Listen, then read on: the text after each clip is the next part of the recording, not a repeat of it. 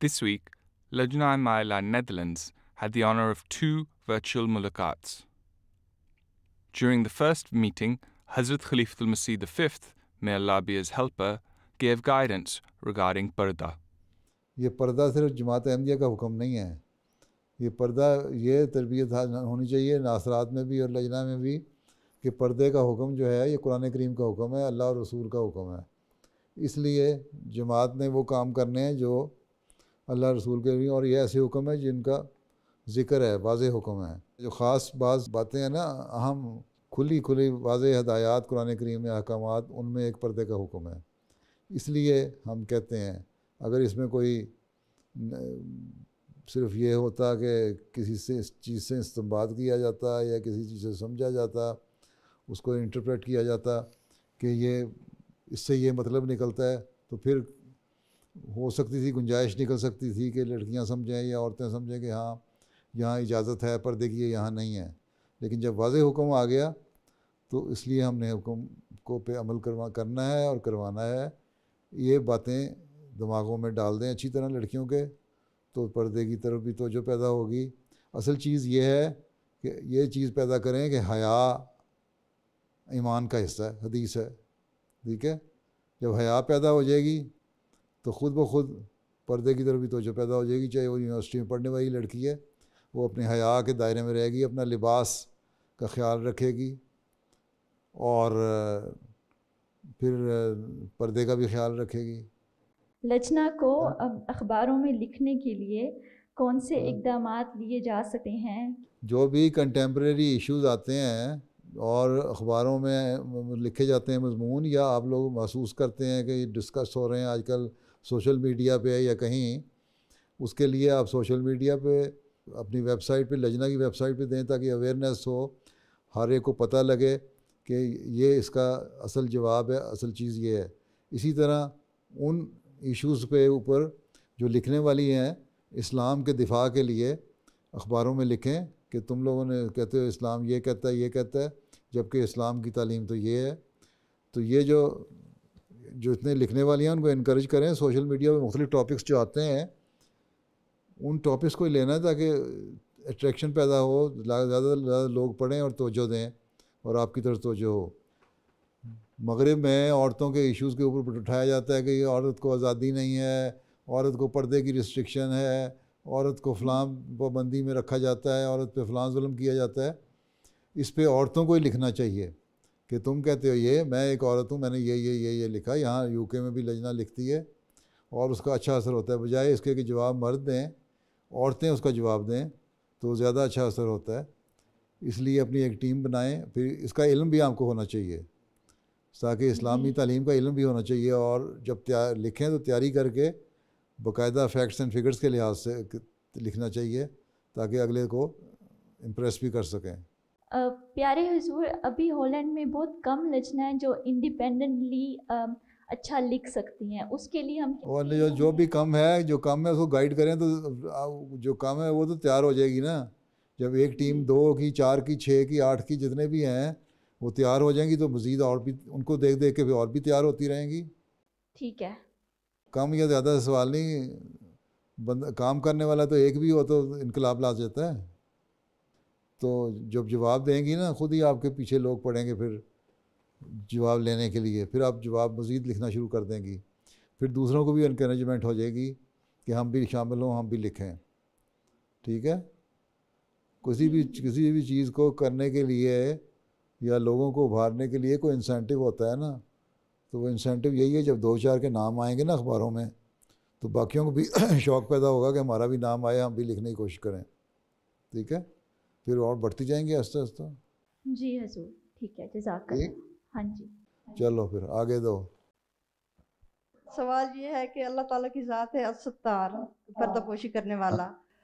خاک صاحب پوچھنا چاہتی ہے کہ اکثر رشتہ کرتے وقت جب ہم لڑکا لڑکی یا ان کے خاندان کے بارے میں تحقیق کرواتے ہیں، اللہ تعالیٰ ستار تو ہے، اللہ تعالیٰ ستاری کو پسند کرتا ہے، اور لوگوں کے جو عیب اگر کسی کو پتہ لگ جائیں تو وہ لوگوں کو بتانے نہیں چاہیے۔ اس کا مطلب یہ ہے پردہ پوشی کرنی چاہیے، لیکن رشتے کے بارے میں یہ بھی حکم ہے قرآن کریم کا کہ قول سدید سے کام لو۔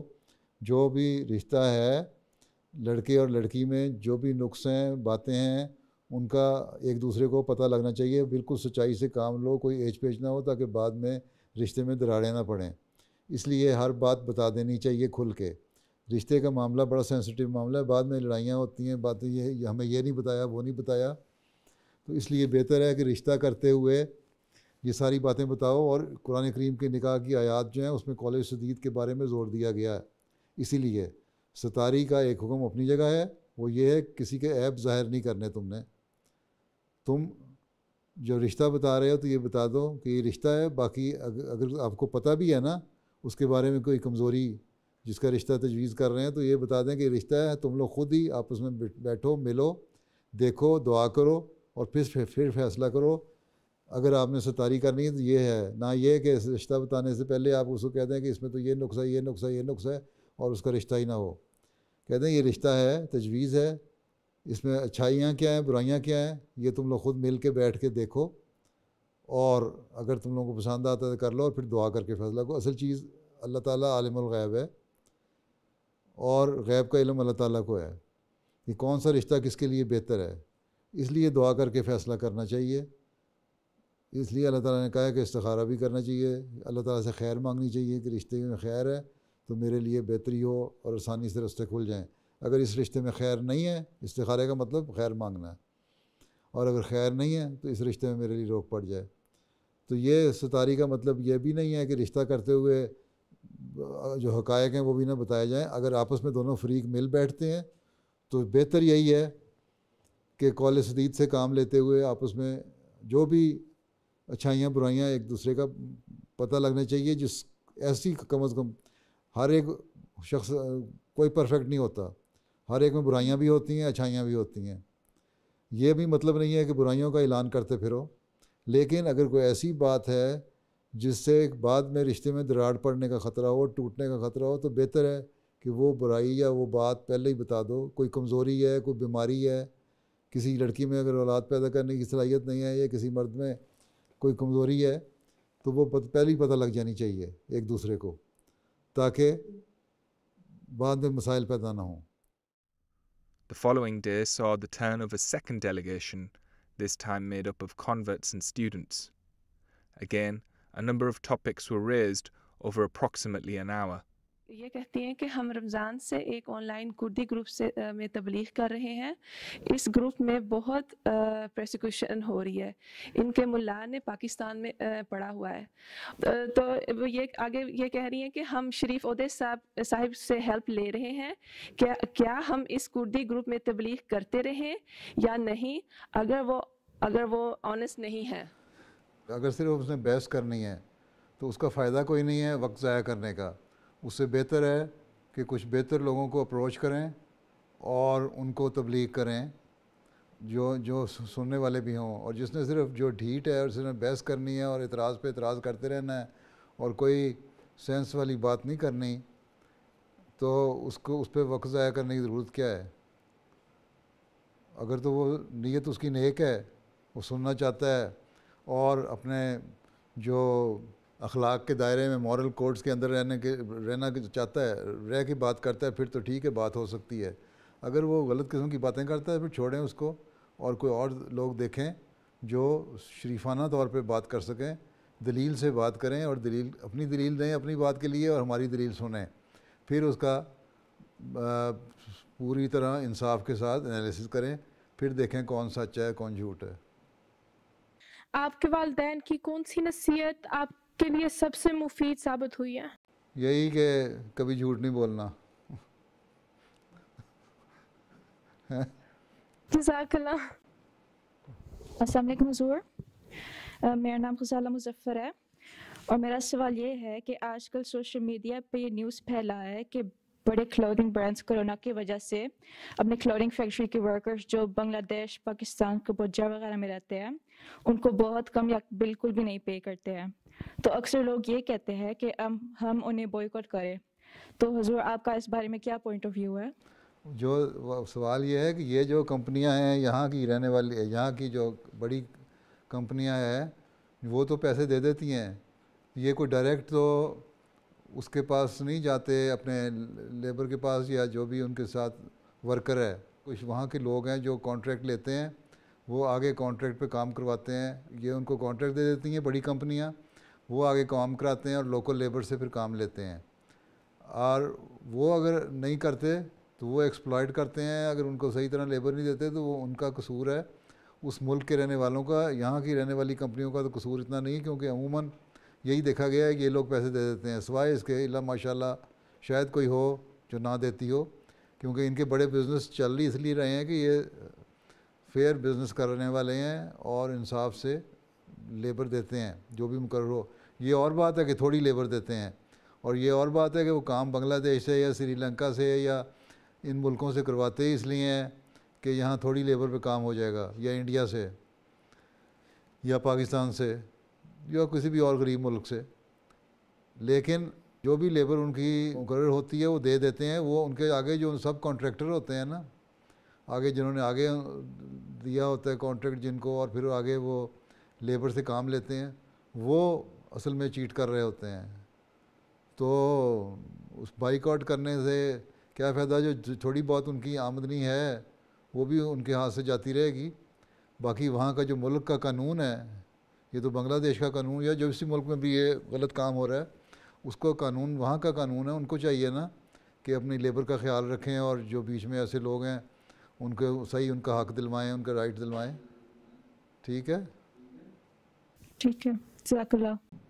اور السلام علیکم پیارے حضور, میرا نام عائشہ زبیر ہے اور میرا سوال ہے کہ قرآن پاک میں اللہ تعالیٰ نے مومن مردوں کو اہل کتاب عورتوں سے نکاح کا حلال قرار دیا ہے. کیا آج کل کے زمانے میں ایسا کرنا مناسب ہے؟ بات یہ ہے کہ اہل کتاب سے تو شادی کر سکتے ہیں, ساتھ ہی اللہ تعالیٰ نے یہ بھی کہا ہے کہ تم مشرک سے شادی نہ کرو. تو آج کل جو اہل کتاب ہیں وہ عیسیٰ کو خدا ماننے والے ہیں اکثر, تو وہ اہل کتاب ہونے کے ساتھ ساتھ شرک بھی کرنے والے ہیں.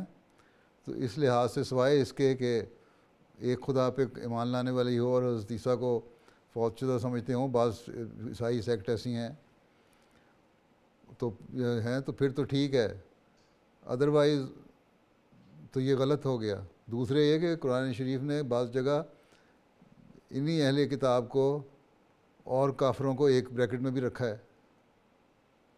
اس لیے ہم کوشش یہی کرنی چاہیے کہ اوائڈ کیا جائے, اور جو لڑکے ہیں احمدی لڑکے وہ احمدی لڑکیوں سے شادی کریں اور احمدی لڑکیاں احمدی لڑکوں سے شادی کریں. لیکن اگر یہاں دیکھا جاتا ہے کہ بعض ایسی جگہ انوالو اس حد تک ہو جاتی ہے کہ جہاں برائی پھیلنے کا خطرہ ہو, وہاں بعض دفعہ اجازت بھی دے دی جاتی ہے شادی کرنے کی. تو اس برائی کو روکنے کے لیے دیکھا پھر دیکھا جاتا ہے کہ لیسر ایول کون سا ہے, اس کی وجہ سے اس کو اجازت دے دی جاتی ہے. لیکن بہتر طریقہ یہی ہے اور یہی پسندیدہ طریقہ ہے کہ احمدی لڑکے احمدی لڑکیوں سے شادی کریں اور احمدی لڑکیاں احمدی لڑکوں سے شادی کریں, اور آپس میں رشتے ہوں تاکہ نیک نسل ہو, نیک اولاد پیدا ہو. نہیں تو بعض مسائل پیدا ہوتے ہیں. میرا آپ سے سوال ہے کہ اگر ایک وقف نو کی فیلڈ نینو ٹیکنالوجی ہو تو وہ اپنی اسٹڈیز کمپلیٹ کرنے کے بعد کس طرح سے جماعت کی خدمت کر سکتی ہے؟ دیکھو جی, نینو ٹیکنالوجی تو ایک علم ہے نا, اور نینو ٹیکنالوجی جو ہے وہ آج کل میڈیسن میں بھی استعمال ہو رہی ہے اور بھی بہت سارے شعبوں میں استعمال ہو رہی ہے, ریسرچ میں اس میں ہو رہا ہے کام. ٹھیک ہے نا, نینو ٹیکنالوجی یہی ہے نا, ایک چھوٹے سے مائنیوٹیسٹ پارٹیکل کے اوپر تم بہت سارے کام لے سکتے ہو, جس طرح تم کمپیوٹر میں چھوٹی سی چیز پہ بہت ساری چیزیں ڈال لیتے ہو. جماعت کا ایک مقصد انسانیت کی خدمت ہے نا جی بس. پھر تو جب اس کا فائدہ یہ ہوگا کہ اس سے انسانیت کی خدمت ہوتی ہے. ایک ڈاکٹر بنتا ہے وقف نو ہے, اس کو کہہ دیا جاتا ہے کہ تم ڈاکٹر بن جاؤ, اور ابھی جماعت کا اسپتال میں جگہ نہیں تو گورنمنٹ کے اسپتال میں کام کرو. تو اس کا جماعت کو کیا فائدہ ہوتا ہے؟ انسانیت کو فائدہ ہوتا ہے نا. ہیومینٹی فرسٹ کا جو کام ہے وہ جماعت کا ایک آگزیلری قسم کا ہی ادارہ ہے نا, وہ دنیا میں کام کر رہا ہے. اس کو جماعت کو براہ راست تو کوئی فائدہ نہیں ہے نا, انڈائریکٹ فائدہ ہو رہا ہے. جماعت کا تعارف ہوتا ہے, جماعت کا جو خدمت کا اللہ تعالیٰ نے جو کام دیا ہوا ہے انسانیت کی خدمت کا, ایک حقیقی مسلمان کو وہ انسانیت کی خدمت کر رہے ہوتے ہیں. اسی طرح کوئی بھی کام جس سے انسانیت کو فائدہ ہو اس کو یہی سمجھیں کہ وہ اللہ تعالیٰ کا حکم ہے اور جماعت نے وہ کام کرنا ہے، ڈائریکٹ فائدہ ہو یا نہ ہو. صرف اپنی جیب نہیں بھرنی، ہم نے لوگوں کو فائدہ پہنچانا ہے، مخلوق کی خدمت کرنا، یہ انسانیت کا کام ہے. ہم نعرہ لگاتے ہیں کہ حضرت مسیح علیہ الصلوۃ والسلام آئے، 2 کام تھے ان کے، ایک یہ کہ بندے کو خدا تعالیٰ سے ملانا اور ایک بندے کو بندے کے حق ادا کرنے والا بنانا. اب یہ تو نہیں لکھا ہوا کہ بندہ صرف احمدی مسلمان کا حق ادا کرے گا یا پھر اس کے بعد پھر مسلمان کا حق ادا کرے گا اور ہندو کا نہیں کرے گا اور عیسائی کا نہیں کرے گا اور یہودی کا نہیں کرے گا اور بدھسٹ کا نہیں کرے گا یا لا مذہب کا نہیں کرے گا. ہر ایک انسان کی خدمت کرنا کام ہے اور یہی جماعت کا کام ہے اور یہی جماعت کا فائدہ ہے. اسی سے تعارف ہوتا ہے. پھر لوگ پوچھتے ہیں کہ اچھا بھائی تم کیوں خدمت کر رہے ہو، بتاؤ بھائی ہمارا مذہب یہ کہتا ہے. اور جب انڈائریکٹلی اب مذہب کی بات ہوتی ہے پھر ان کو توجہ پیدا ہوتی ہے مذہب پہ، اور پھر اس طرح انڈائریکٹلی تبلیغ کے راستے کھلتے ہیں. تو جماعت کو فائدہ، الٹیمیٹلی جماعت کو فائدہ ہوتا ہے، لیکن اگر براہ راست نہ بھی فائدہ ہو تو انسانیت کی خدمت کا جو جذبہ ہے وہ اللہ تعالیٰ کا حکم ہے کہ انسانوں کی خدمت کرو، وہ ہم نے کرنا ہے اللہ تعالیٰ کو راضی کرنے کے لیے. سمجھ آئی؟ جی.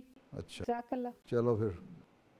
ہائی اسکول میں جو بچیاں جاتی ہیں، اسکول کا ماحول ایسا ہوتا ہے کہ دوستیاں بہت امپورٹنس رکھتی ہیں.